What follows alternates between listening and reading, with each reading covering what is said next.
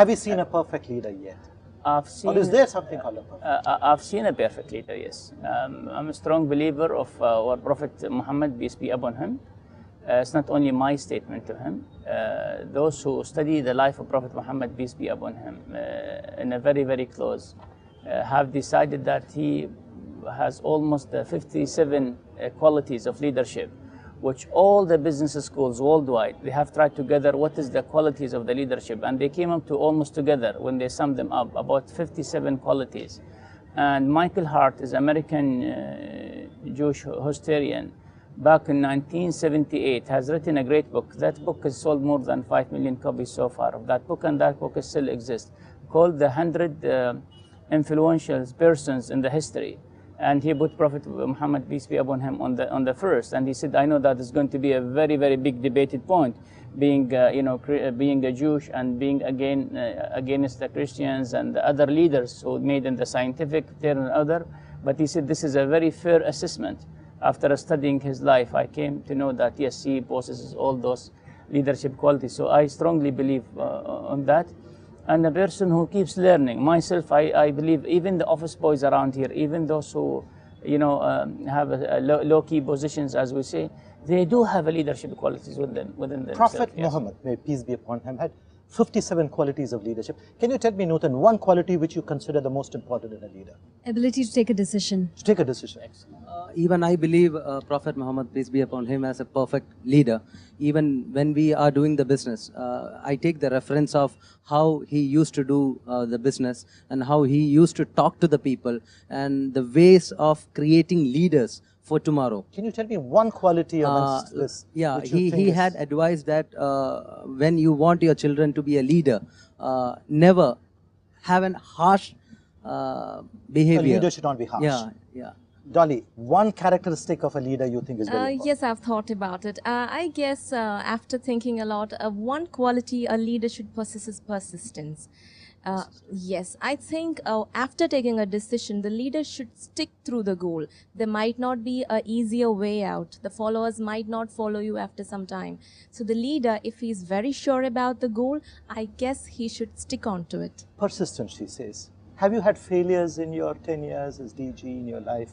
Very much. I mean, I wouldn't see a leader without making mistakes and sits back. It's always there. Because at the end of the day, we're a human being. We're not aliens coming from outside the world and try to make a difference in the societies. I did, but when you live the vision, you can easily come back over the situation. Because one of the leadership qualities I strongly believe in, flexibility and adaptability. That you're very flexible, that it depends on the situation, you can really move around. And then adaptability of the change. If there's a change, you know how to deal with that change. And this is the most important thing. And again, persistence. You have to keep hitting hard, keep moving forward, because you have the vision with you. So you don't fall apart. So leaders make mistakes. Leaders do make mistakes. That is how they come up and become leaders. Without failures, you can't get onto a success. You got to experience one failure or two failures and then build up from that. We normally associate leaders with power. Yeah. You think that is the characteristic of a leader? I don't think. It's all about your quality, character, how you are talking, how you are making the followers understand, how you are motivating them, how it helps the follower to self-motivate yourself.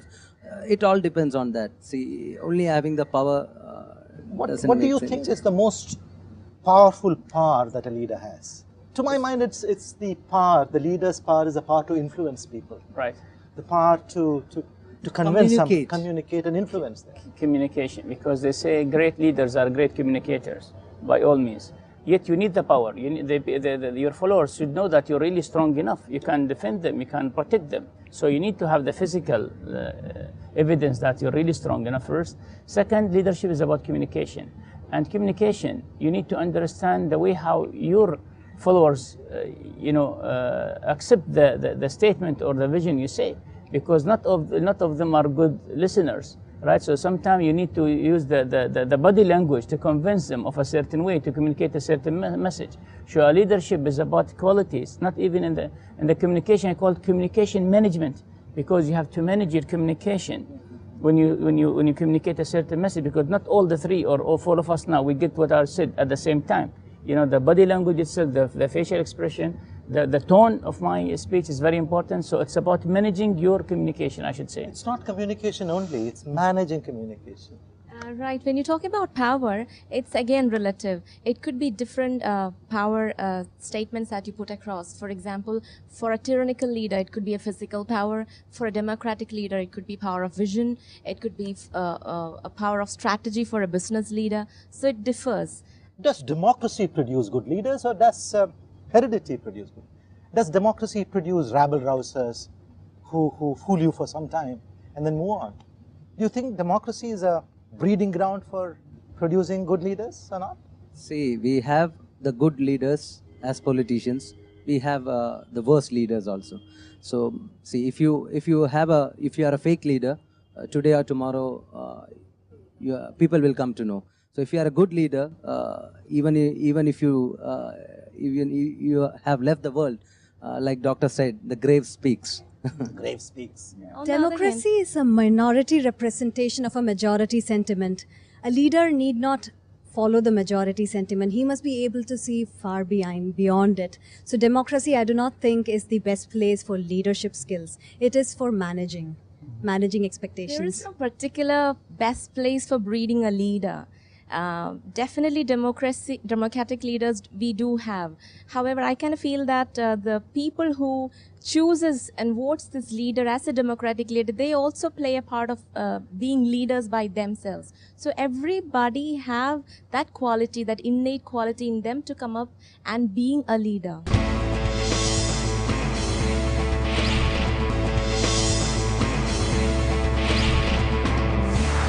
You come from a country where there are no democratic leaders. There's hardly any democracy. Right. So do you think a leader who's born into the family makes a better leader than a leader who is thrown up through a democratic process? It is a better leader, well, for one reason, because based on the culture now, the one who leads the country there is the best among that royal family. It's not that someone who comes and says, oh, I am the person for this position. He just can't nominate himself. The family council actually will select the best one who fits for this position. And it's been here for the last more than 500 years now. So this is something, a working model. It's not that something that, we feel bad about it so far. But again, that is bad. About it. We're very good about it. Because What about rich. the Arab Spring? The Arab Spring was an effort at democracy, but it seems to have failed throwing up good leaders. Again, right from the beginning, because everything starts with a vision. What was the vision for? Is that about creating a change, or creating a difference, or just moving those who were in a leadership position and they were failing to lead their country? Look at Tunisia, look at Egypt. They were considered as the democratic countries earlier because they go through election process, right? So the leaders who were moved, actually they were selected by the people. So how come they were thrown out again? Because they were faking the leadership, as we just spoke now. Because down the road, after 30 years, the people discovered that this leader who was promising so much to give to the society and the country, and so much wealth, that people are sitting outside his door waiting for jobs, seeking jobs. So they're no job creators, they're just job seekers. And that is the main reason why the Arab Spring has happened. But again, happened because they wanted to have a change, but without a vision, and that's why they're really scrambling here and there now. Do you think each culture throws up different leaders? The culture that we have in Arabian countries is different from the culture we have in India. So each culture produces different sets of leaders, different characteristics. People with different characteristics become leaders. Definitely, because it depends on different culture and the different origin. Like if you go to Arabia, the Middle East, the system is different. And if you go to China, again the system is entirely different. But they are developed. They are developed more than India. So we have a different democratic system. So it differs. Why is there this gender bias in leadership? Why are so few women leaders? I kind of feel that we do see women leaders a lot. You look at any Seriously, household. not so many. If you look at any household, it's all leaders out there. That's you right, see. in the household. Yes, when you look at the social and cultural phenomenon in outside Political, the scenario, religious leaders. yes, there we do have less women leaders. Why? Because women are still coming into picture, coming outside. It's a little slow that women are coming outside. But when you look at the statistics, there is some 30-40% increase, incremental of women coming. What do you into say, men or women make good leaders? I wouldn't say that, it is gender biased. Anyone can choose to be a good leader. However, women by the biology are more nurturing. So they might be more interested in the emotional health, whereas men are more into, they are the hunter-gatherers. They are more into going out there doing something. But if you need something that is balanced, you will need somebody who is balanced within themselves, comfortable with the masculine and the feminine side within themselves. Dr. Rashid, what do you say? You think women make better leaders than men? Well, I would agree with the panelist here. I mean, leaders created from the home itself, I would say, and the household, the wife, the mother, the sister in the home. By all means, she contributes because she creates the environment for the leader really to have his leadership environment. And I would agree that probably some of them, we know throughout the history, I really don't have a justification or why, but yes, they are great. I mean, you go throughout the history, there's so many good names written and they've been thousands of years around us, yes. No matter how many strides we've taken over the years, as a female, you still have certain people lovingly pulling you back. So when you have to break all that and go out there, it's not easy. It's much easier being a man. Lovingly pulling you back. That's I would support her because there are more challenges and struggles a woman has to face when they get into public, more than what men face. Any of you have children, daughters?